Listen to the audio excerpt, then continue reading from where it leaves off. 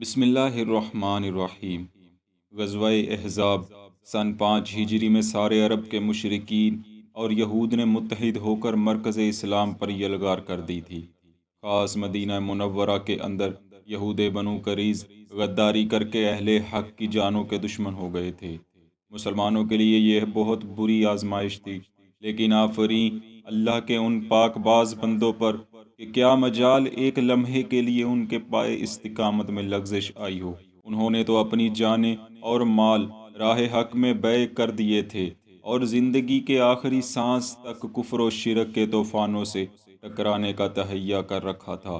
تاہم عورتوں اور بچوں کو گھر کے دشمنوں یعنی یہود بنی قریظ کی دست درازی اور شر سے بچانا ضروری تھا۔ چنانچہ رحمت دو عالم صلی اللہ علیہ وآلہ وسلم نے تمام مسلمان خواتین اور بچوں کو بنظر احتیاط انصار کے ایک قلعہ فارے یا اتم میں منتقل کر دیا اور حضرت حسان بن ثابت رضی اللہ عنہ کو ان کی نگرانی پر مامور فرما دیا۔ قلعہ اگرچہ کافی مضبوط تھا، لیکن پھر بھی یہ انتظام خطرے سے یکسر خالی نہ تھا۔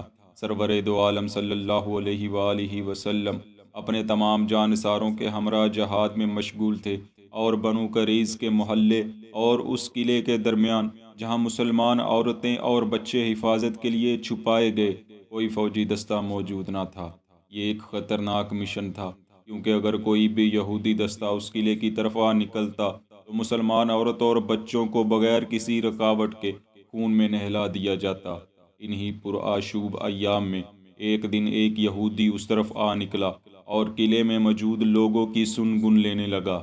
یہ یہودی دراصل جاسوسی پر مامور تھا، جسے مسلمانوں کے کمزور حصے کی طاق میں بھیجا گیا تھا۔ وہ قلعے کے ارد گرد چکر لگا رہا تھا کہ کسی طرح قلعے کے اندر کی معلومات حاصل کر سکے۔ قلعے کے اندر ایک بوڑھی لیکن صحت مند خاتون یہودی کے یوں چکر لگانے کا بغور مشاہدہ کر رہی تھی۔ اس خاتون نے جب یہودی کو بار بار چکر لگاتے دیکھا تو اپنی خدا داد فراست سے سمجھ گئی کہ یہ شخص جاسوس ہے۔ اگر اس نے بنو قریظہ کے شریر النفس لوگوں کو جا کر بتا دیا کہ قلعے میں صرف عورتیں اور بچے ہیں تو ہو سکتا ہے وہ میدان خالی دیکھ کر قلعے پر دھاوا بول دے۔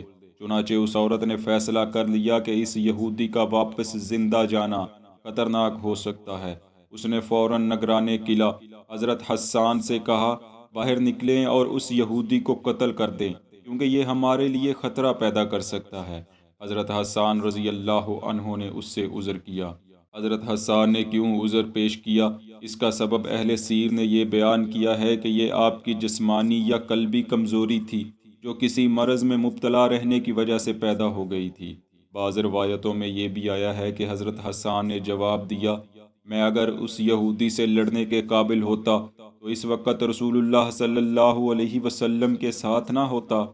مختصر یہ کہ وہ شیر دل عورت حضرت حسان کا جواب سننے کے بعد فوراً اٹھی، خیمے کی ایک چوب اکھاڑی اور قلعے سے باہر آ گئی۔ خاتون نے آتے ہی وہ چوب اس زور سے اس یہودی کے سر پر دے ماری کہ وہ وہیں لہو لہان ہو کر ڈھیر ہو گیا۔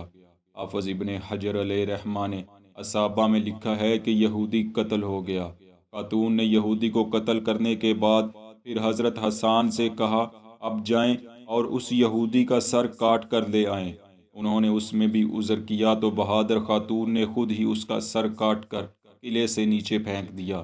یہود بنی قریظہ نے جب اپنے جاسوس کا کٹا ہوا سر دیکھا تو اللہ تعالیٰ نے ان پر خوف طاری کر دیا اور ان کو یقین ہو گیا کہ قلعے کے اندر بھی مسلمانوں کی فوج موجود ہے۔ لہٰذا یہود جو قلعے پر دھاوا بولنے کا ارادہ رکھتے تھے اپنے ارادے سے باز آ گئے۔ علامہ ابن اسیر علیہ رحمہ بیان کرتے ہیں، پھر اس خاتون نے حضرت حسان سے کہا، اب جا کر مقتول یہودی کا سامان اتار لیں۔ وہ بولے، مجھے اس کی خواہش نہیں ہے۔ الغرض ابن اسیر کہتے ہیں کہ طلوع اسلام کے بعد یہ پہلی خاتون تھیں کہ جن کی بہادری مسلمانوں پر ظاہر ہوئی۔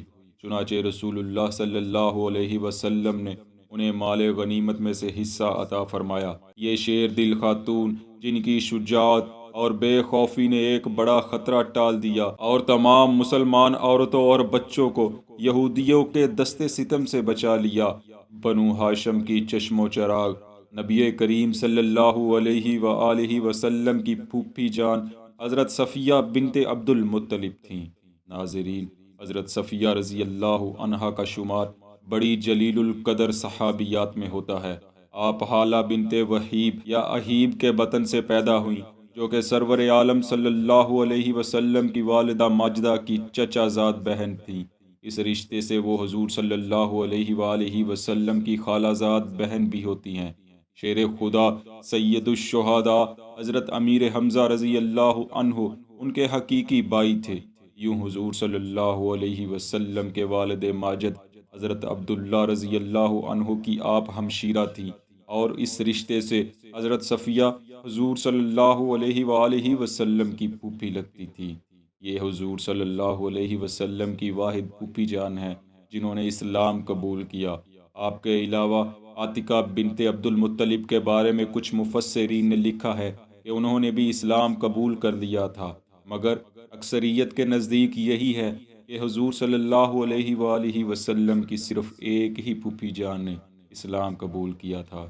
دعا: اے روز جزا کے مالک، تو ان پر اپنی لاتعداد رحمتوں کا نزول فرما اور ہمیں بھی دین اسلام کی خدمت کرنے کی توفیق عطا فرما۔ آمین۔